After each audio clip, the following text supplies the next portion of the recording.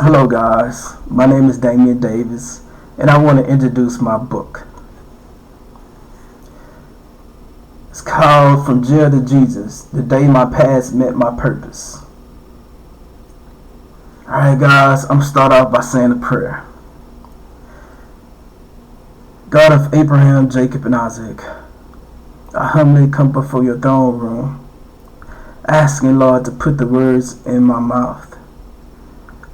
Help me read this book in Yahshua's mighty name. Amen and amen. Alright, guys, I grew up with dyslexia, and I had a hard time, and I struggled with words. I had a speech impediment. God delivered me, from it, but I still struggle and stumble over words. And I have worked on this, but I struggle. I know you guys, the people that know me know, so I'm gonna read this book and do my best. Alright, guys, so bear with me. If I stumble over words, bear with me.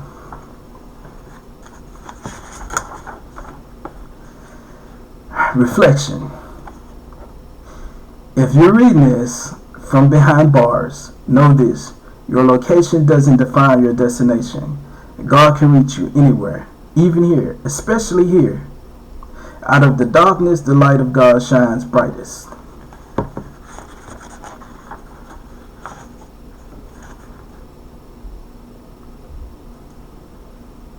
Dedication. Everyone who has ever felt lost, broken, or forgotten.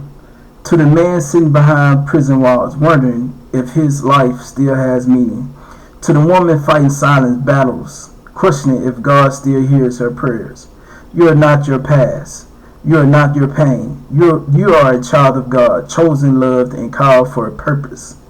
I also dedicate this to the memory of my beloved mother. Though you left this world too soon, your love has never left my heart. You gave me strength that carried me through the darkest valleys. And finally, to every soul who supported me, doubted me, challenged me, and prayed for me, thank you.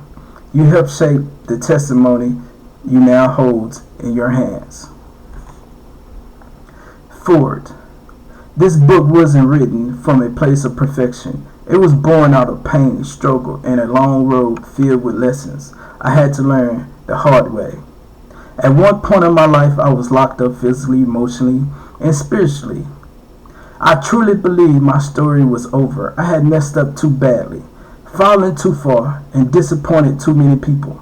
But God had other plans. I didn't meet him in a pulpit or a revival. I met him in a jail cell, not with fancy words or religion, but with a broken heart. And that's where everything began to change.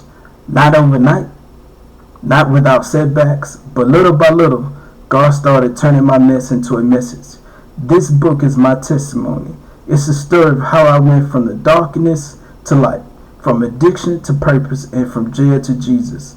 It's not just for the people who've been behind bars. It's for anyone who ever felt stuck, forgotten, unloved, or lost. It's for the man staring at the ceiling wondering if his life still matters. It's for the woman crying in silence wondering if her prayers are heard. It's for the one who wants to change but doesn't know where to start. I'm not here to judge you. I'm here to tell you there's hope.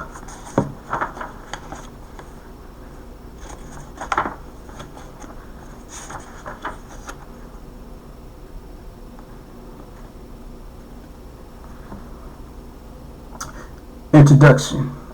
The weight of the world was on my shoulder from the moment I lost my mother. I was only 13 years old when she passed. That kind of loss should have crushed a kid. But somehow in the chaos of it all, I learned how to survive. Survival didn't come with a blueprint. It came in the form of a street corner, a packet of drugs, and a burning desire to fill the hole she left behind.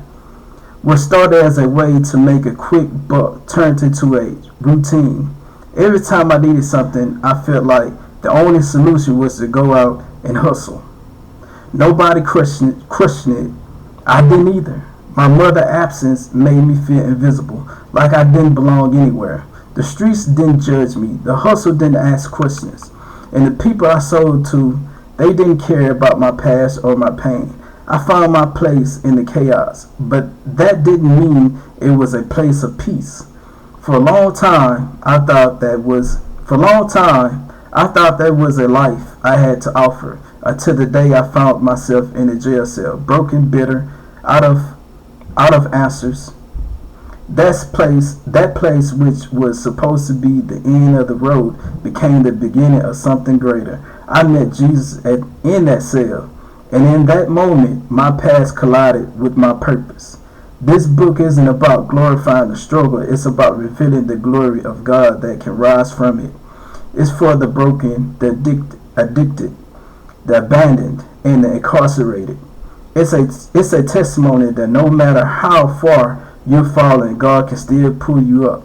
Whether you're reading this from a prison bunk, a halfway house, a church pew, or your own private wilderness, my hope is that this story will light a fire inside of you. Because if He did it for me, He could do it for you too. Alright guys, this is the beginning of the early struggles and exposure to the streets. I was just a kid when everything changed. Losing my mother at the age of 13 shattered something deep inside of me.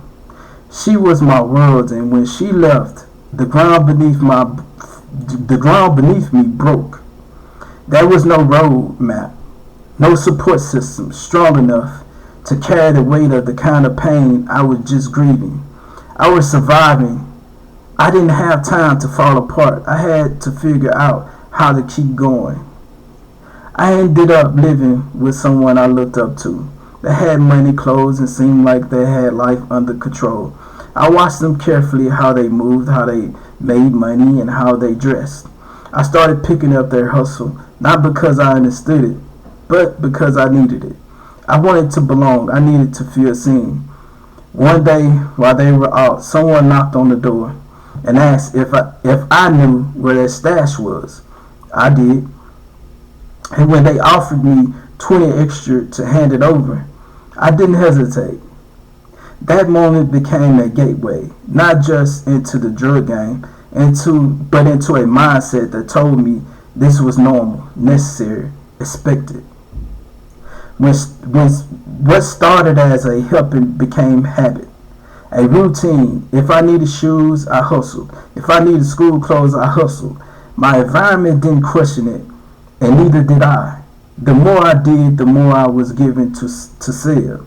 I thought I was empowered. I thought I was being empowered, but I was being used. And I didn't realize it until years later.